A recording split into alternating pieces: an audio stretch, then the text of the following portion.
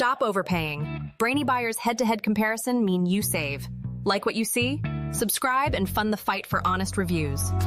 Okay, so we're comparing the De'Longhi Magnifica Evo B0 CVR2 PSZ4 and the Philips 2200 B07 MMSHC4R, both super-automatic espresso machines. First impressions? Well, the De'Longhi is listed as renewed, which is something to consider.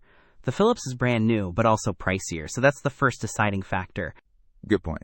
Price aside for a moment, the De'Longhi boasts 6 one-touch recipes with color icons, which sounds pretty user-friendly. And it has a built-in conical burr grinder with 13 settings. The Philips has a ceramic grinder, which they claim ensures consistent grinding, and it has 12 grind settings, so pretty similar in that regard. The Philips only offers 3 one-touch options: espresso, coffee, and hot water. So the De'Longhi has more pre-programmed options, including iced coffee. That's a plus for me in the summer. Both have a milk frother, but the De'Longhi specifically mentions a traditional frother. Right, the Philips just calls it a classic milk frother. I wonder if there's a big difference in the type of foam it produces.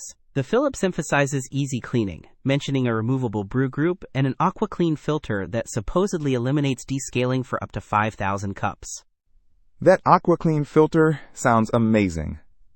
The De'Longhi mentions removable and dishwasher-safe parts, which is good, but no special filter.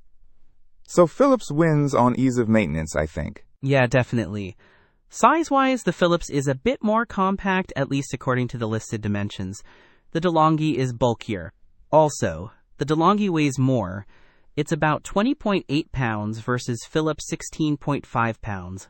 Not a huge difference, but something to think about if counter space is limited. I'm also noticing the Philips has a lot of reviews, almost 23,000, with an average rating of 3.9 stars. The De'Longhi, being newer, has 0 reviews listed here. That's a big difference. Customer feedback is always valuable.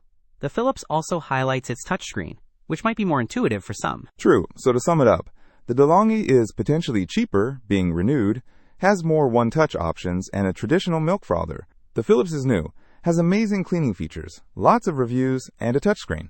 It really depends on your priorities. Don't miss out on our next in-depth review to help you make smarter purchasing decisions. Hit that subscribe button and the notification bell so you're always in the know.